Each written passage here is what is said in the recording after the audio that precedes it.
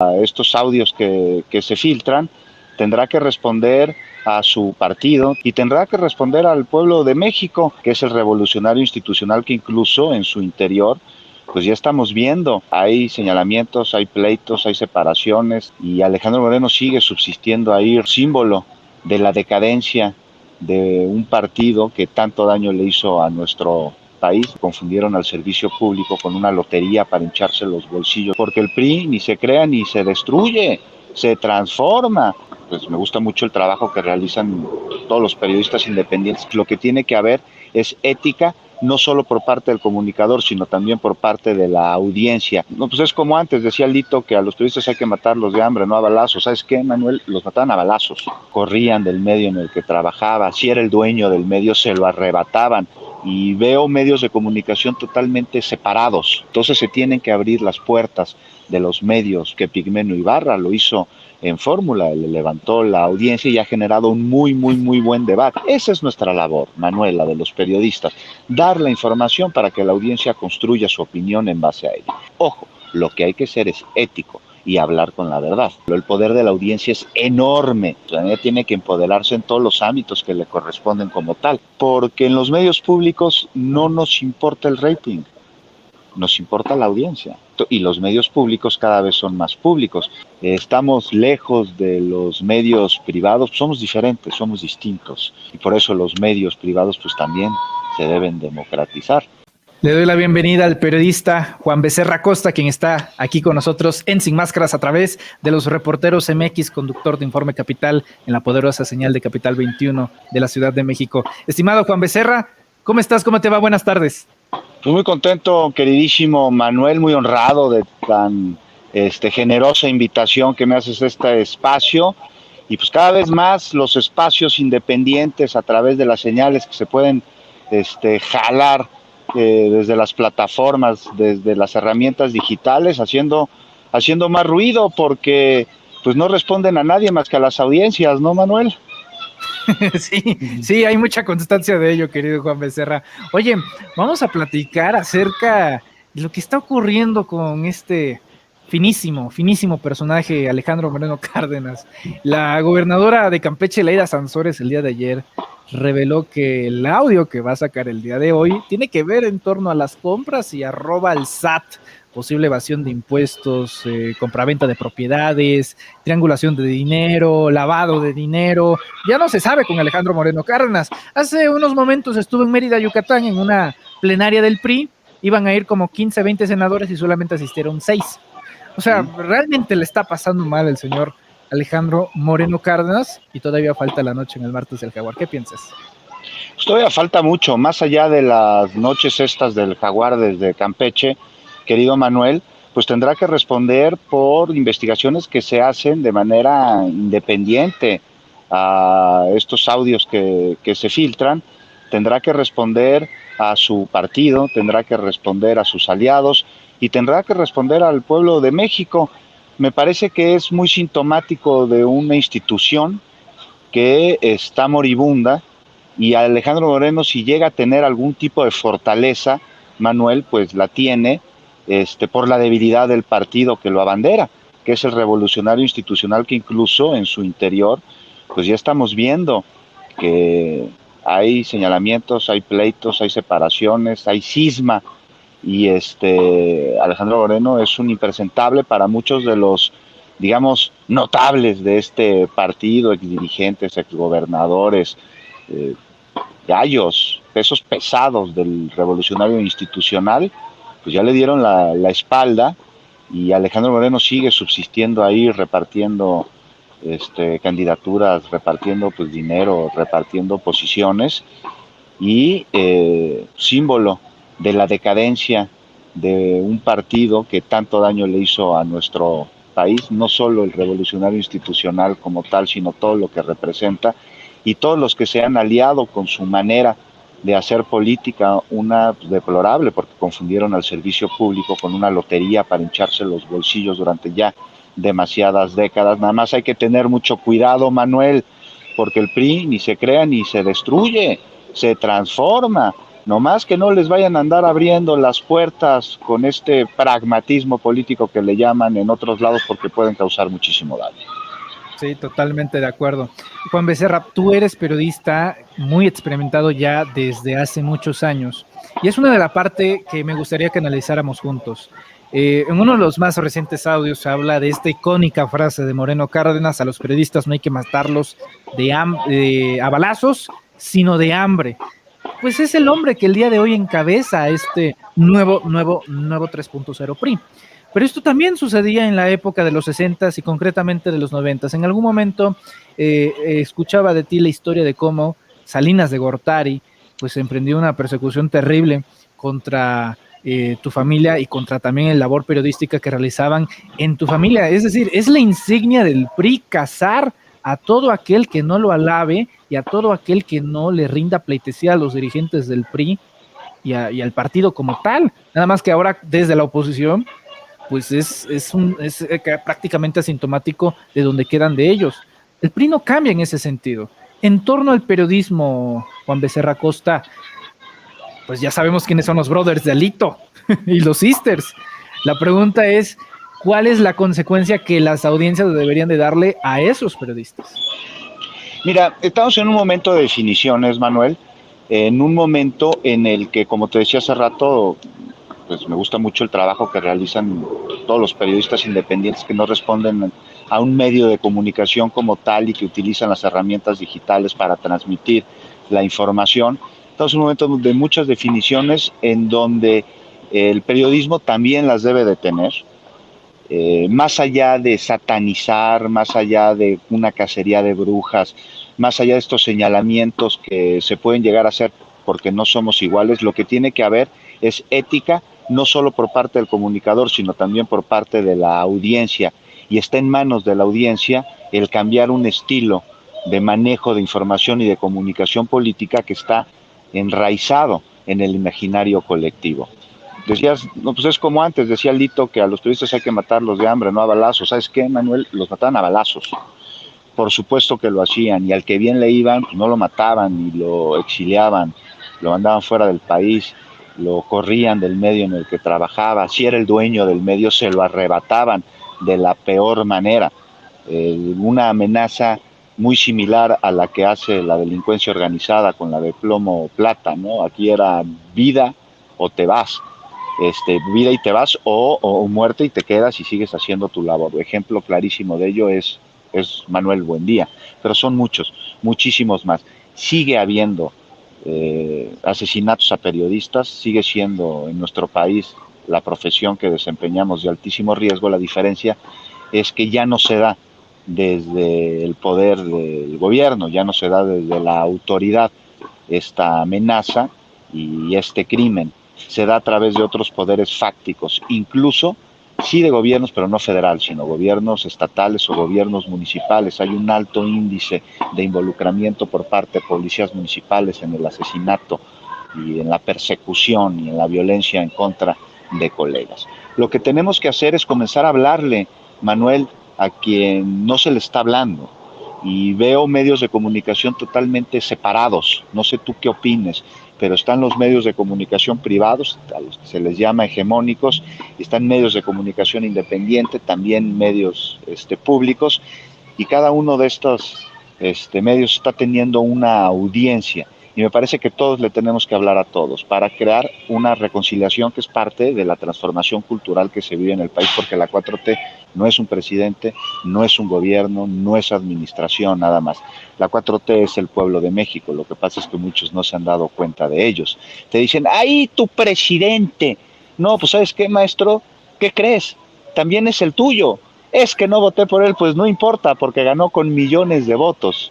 Y la transformación que se está llevando a cabo en el país te afecta.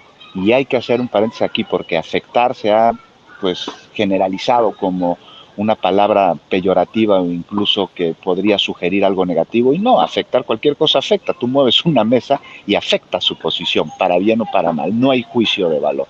Las acciones, las políticas, todo lo que está emprendiendo el gobierno federal ha sido satanizado por algunos y y a esos hace falta hablarles. Entonces se tienen que abrir las puertas de los medios privados, de los medios hegemónicos, para dar este mensaje, ¿no? Para dar un mensaje absolutamente a todos. Ya vimos que Pigmenio Ibarra lo hizo en Fórmula, le levantó la audiencia y ha generado un muy buen debate, porque más allá de que si se puede agarrar con el periodista Ciro Gómez Leiva o no, la audiencia que los está escuchando se puede dar cuenta a través de una muy buena argumentación, aquello que es falacia, aquello que es real, para construir ellos su propio juicio. Esa es nuestra labor, Manuela, de los periodistas, dar la información para que la audiencia construya su opinión en base a ella.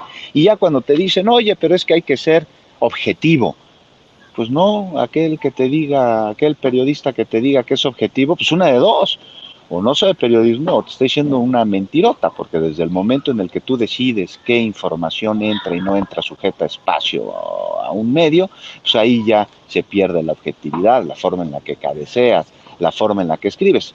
Ojo, lo que hay que ser es ético y hablar con la verdad, pero pues el sesgo siempre va a existir y los periodistas tenemos derecho a tener simpatías, a tener preferencias políticas, a estar de acuerdo o en desacuerdo con algún gobierno, con algún gobernante, con algún opositor, y esto se tiene que ver reflejado en los medios de comunicación.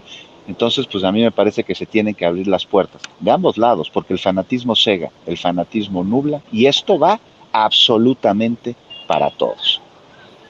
¿Dirías que hay que desconfiar de los periodistas o aquellos comunicadores que la carta de presentación es imparcial u objetivo? Porque cada día más están proliferando bastante y la tendencia ideológica es muy marcada. De hecho, los que más, es un fenómeno gracioso, los que más imparciales y objetivos se dicen, pues son los que más ideológicamente cargados están, de aquellos que se asumen como periodistas y comunicadores.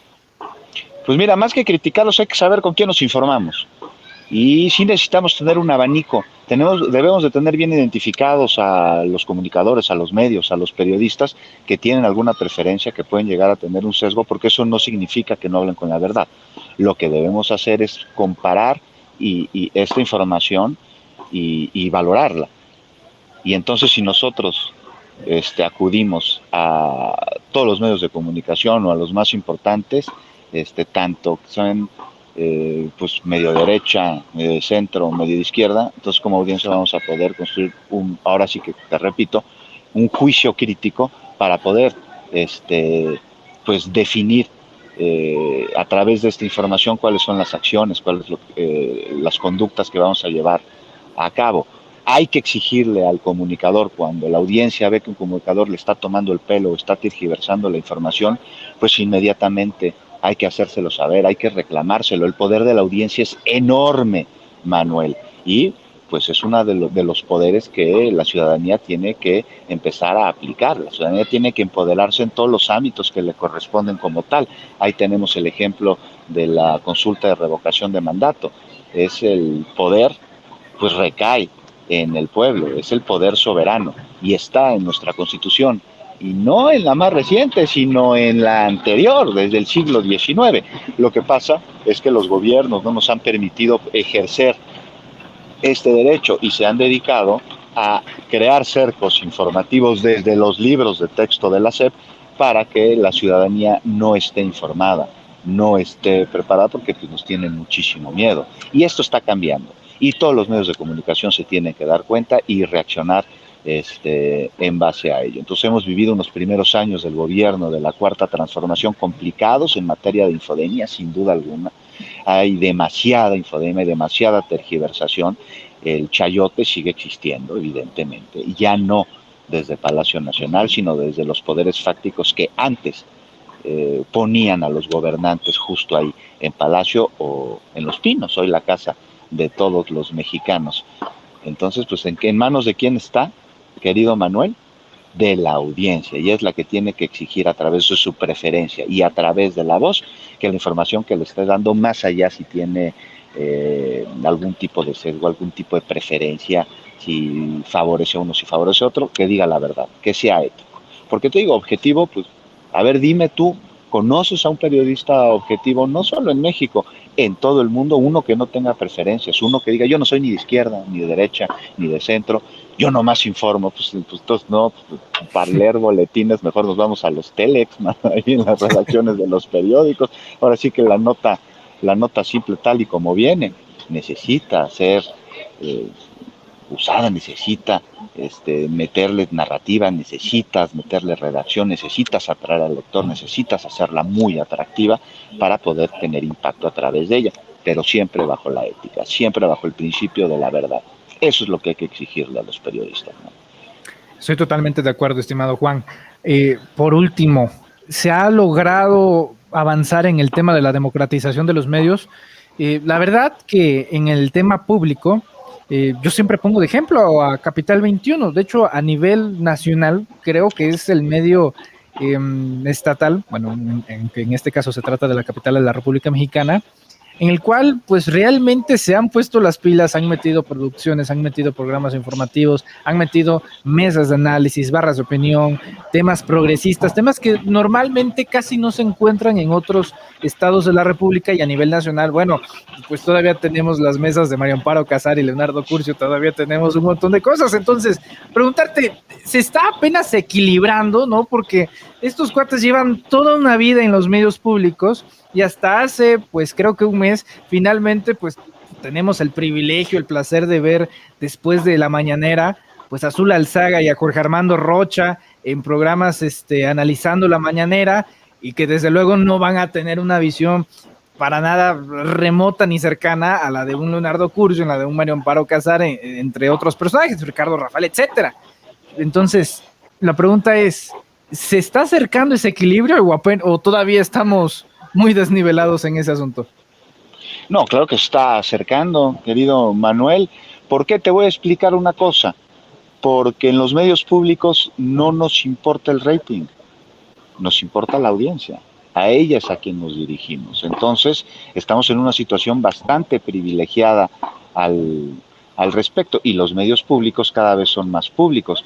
Ya no son, es que es el canal del gobierno, de la ciudad, del gobierno, del Estado. Es un medio público.